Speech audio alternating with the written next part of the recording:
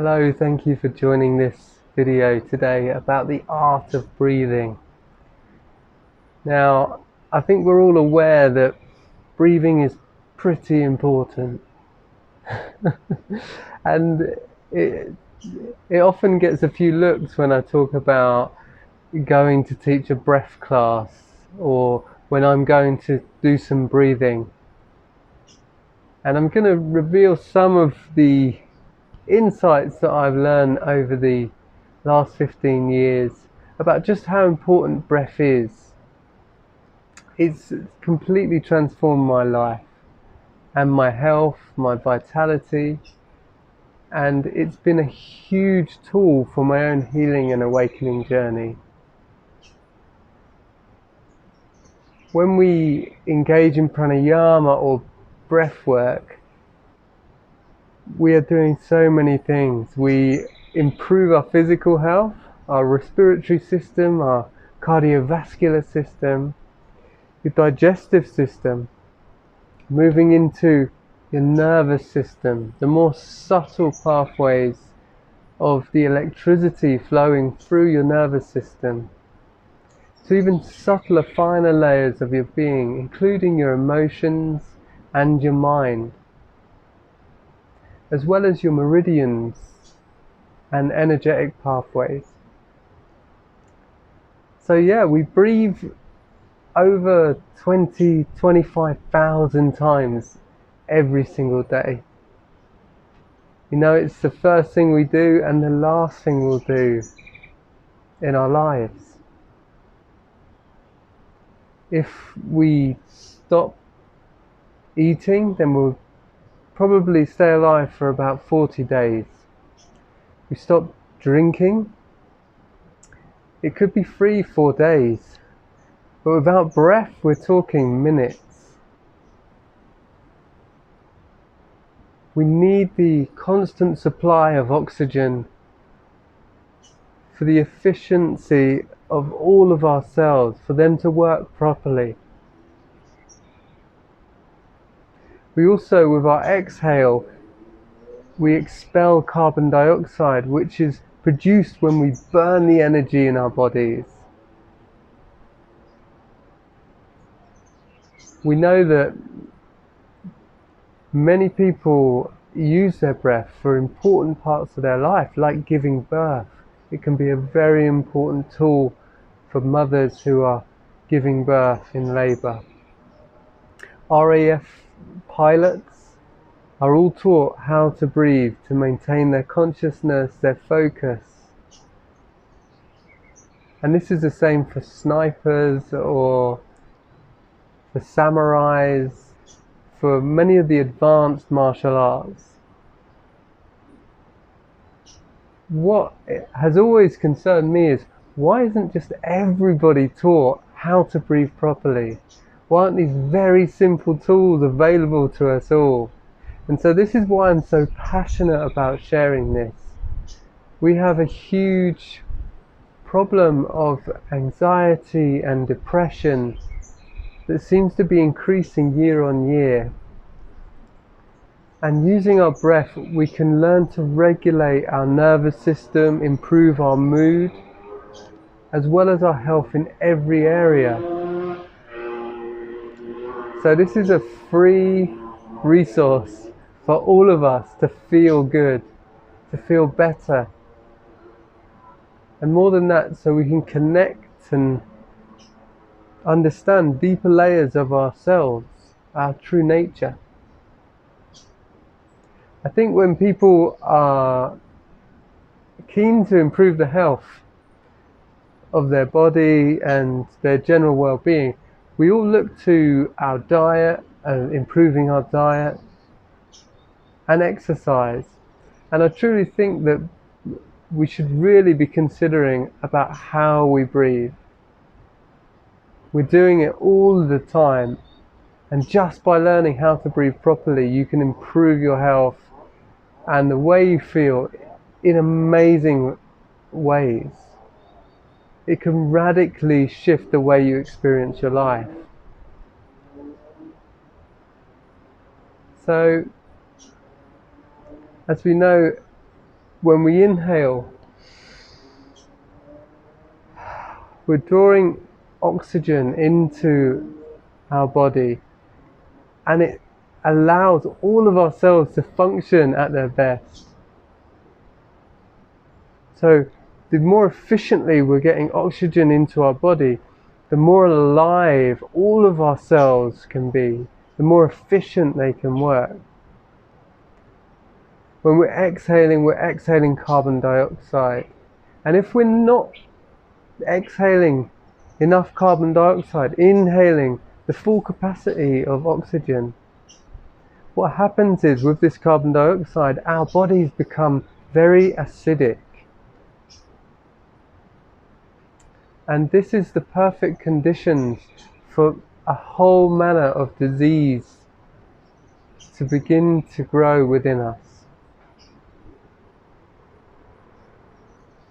Many physicians know that a lot of disease is really just a process of deficient oxidization process in the body.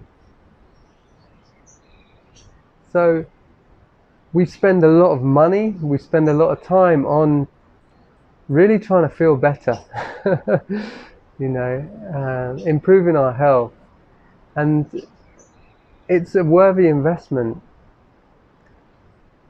However, if we start to really oxygenate our bodies and learn how to breathe properly, we're going to tap into every system of our body.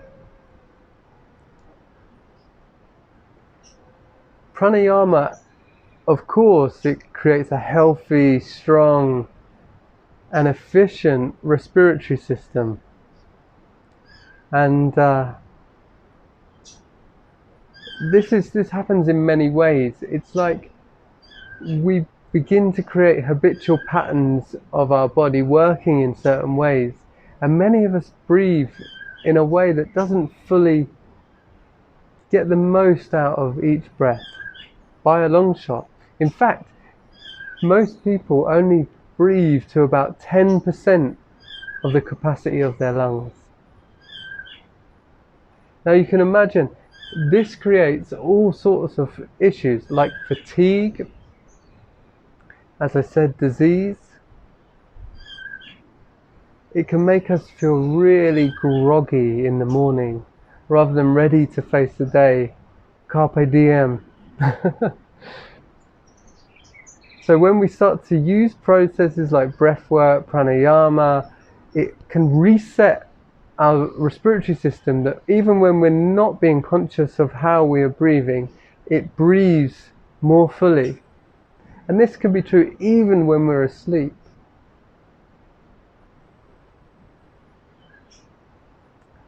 As well as improving this respiratory system, of course, every system in the body is connected. So we're also improving the cardiovascular system, the immune system, and by engaging breathing more fully into our diaphragm, we also improve the digestion of the body.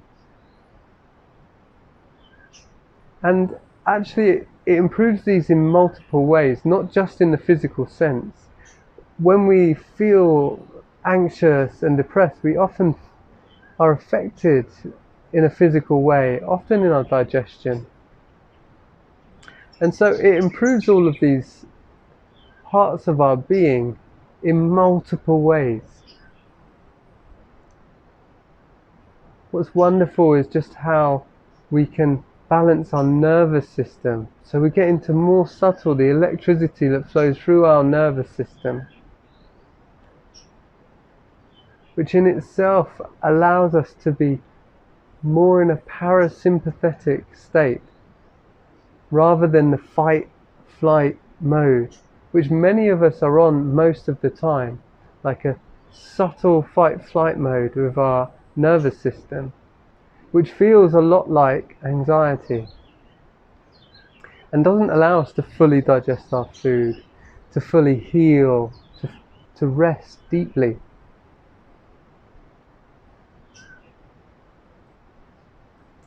If we are angry, we're often breathing very high up, short breaths, It's the same with things like anxiety and stress. Whereas if we are happy and relaxed, our breath is much longer and deeper. So we can sort of diagnose, see where we're at by being conscious of how we're breathing. But what's beautiful is it works the other way around. So as we become more conscious of the way that we breathe, we can affect things like our mood, like our stress levels or our anxiety, things like depression. It's an amazing tool because it's something we do both involuntary without thinking about it, but we can also consciously breathe. So it creates a kind of bridge between the conscious mind and the subconscious mind, or the unconscious, habitual patterns. And so by breathing and harnessing the power of our breath, we begin to affect all of these other systems in hugely powerful ways, which literally changes the way that then we experience the world around us.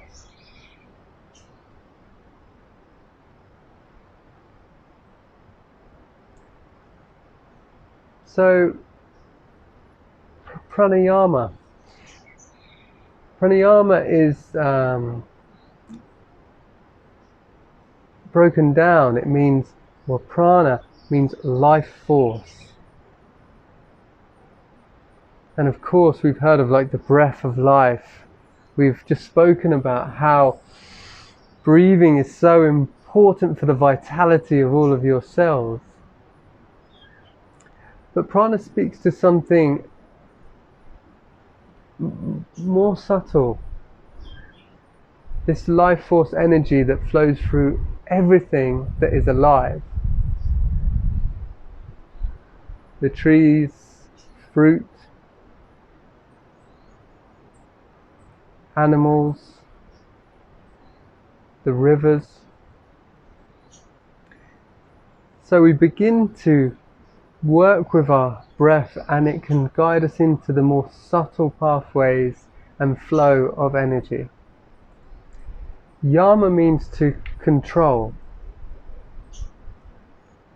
However, ayama means expand, extend, or to draw out. And I think this is more the process of what this pranayama breath is like. Many of us might think that the more we breathe, the more oxygen we'll get. And so that might be something that we engage in if we start physical activity. However, it's actually the less we breathe. If we breathe less but longer and deeper, it's a far more efficient way of breathing. In pranayama, we begin by becoming aware of your breath. And this has many benefits, of course. It allows us to be more present. It's like an amazing anchor which can bring us into the present moment, rather than feeling sad or worried about what has happened, or nervous or concerned about what might happen in the future.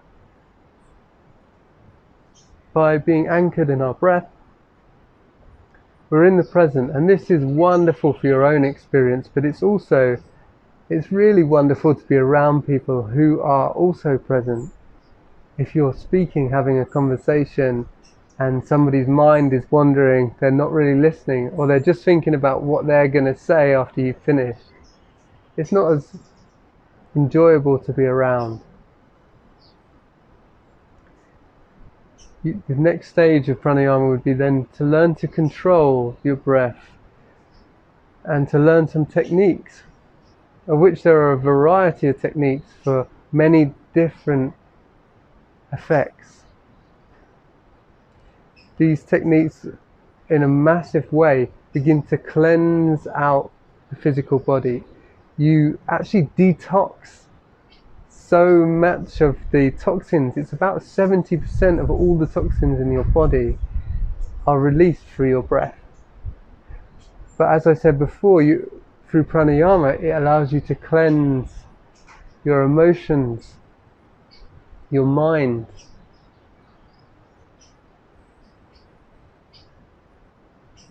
And then beyond this, we expand and extend the breath,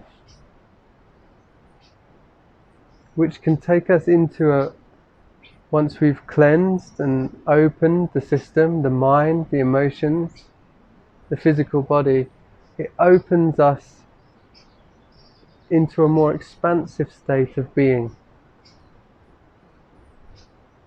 One where you can actually let go of the effort to breathe.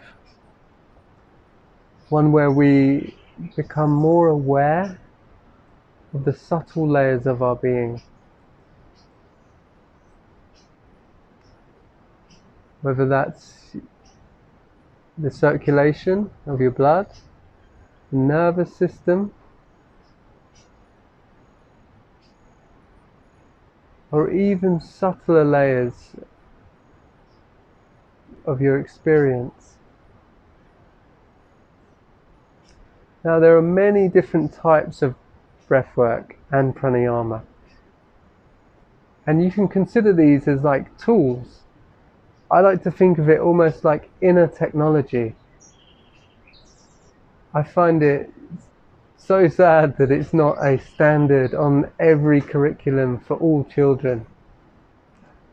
These practices have been done for thousands of years through yoga and many indigenous cultures. Actually, I read recently that Native Americans would often place a finger on the lips of their babies to encourage them to breathe through their nose. So from a very young age, they saw just how important it was that we cultivate a healthy way to breathe. There are breath practices that can really help calm and soothe the nervous system, reduce anxiety, help us to have a much more restful, deep sleep. I mean, these are huge gifts to our life. Make a massive impact for how we can show up in the world. There are breaths that can really lift the system, energize, bring more vitality, ignite your inner fire.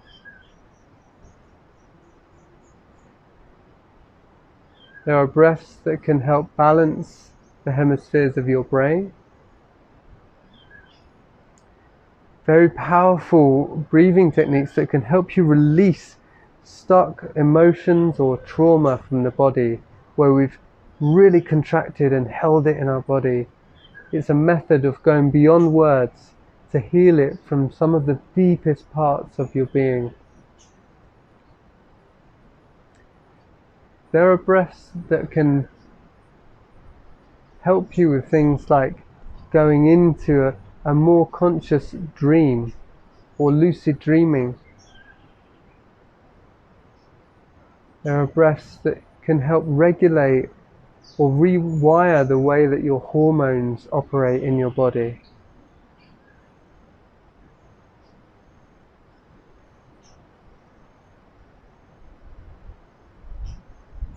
So these techniques are incredible.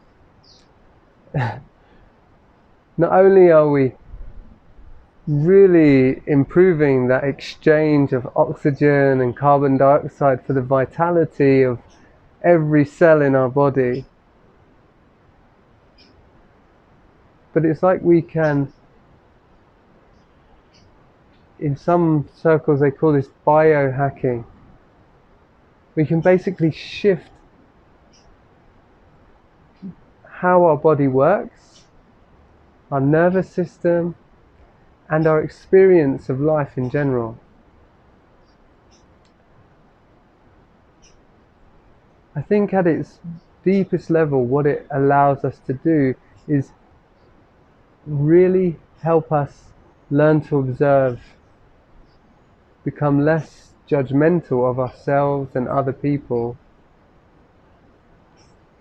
and over time it's like it unravels and reveals deeper levels of your being. It's like an intimate inward journey to understand your true nature.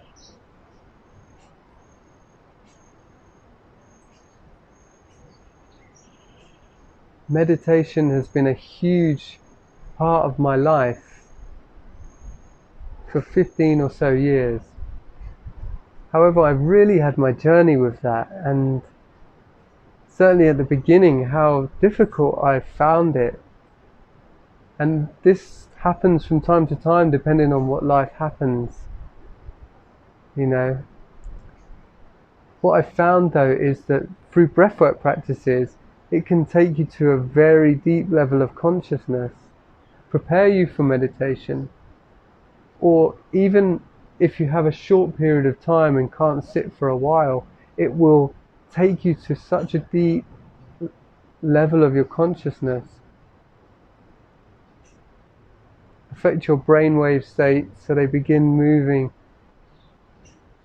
into an alpha brainwave state, one when we are more receptive, a deeper level of awareness.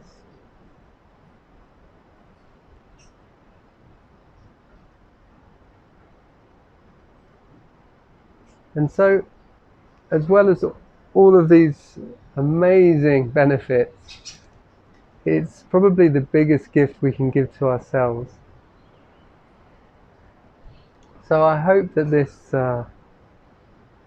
has offered you some insights, and I really hope that you receive the same benefits of pranayama, breath work, becoming more aware of your breath as I have. Thank you. Namaste.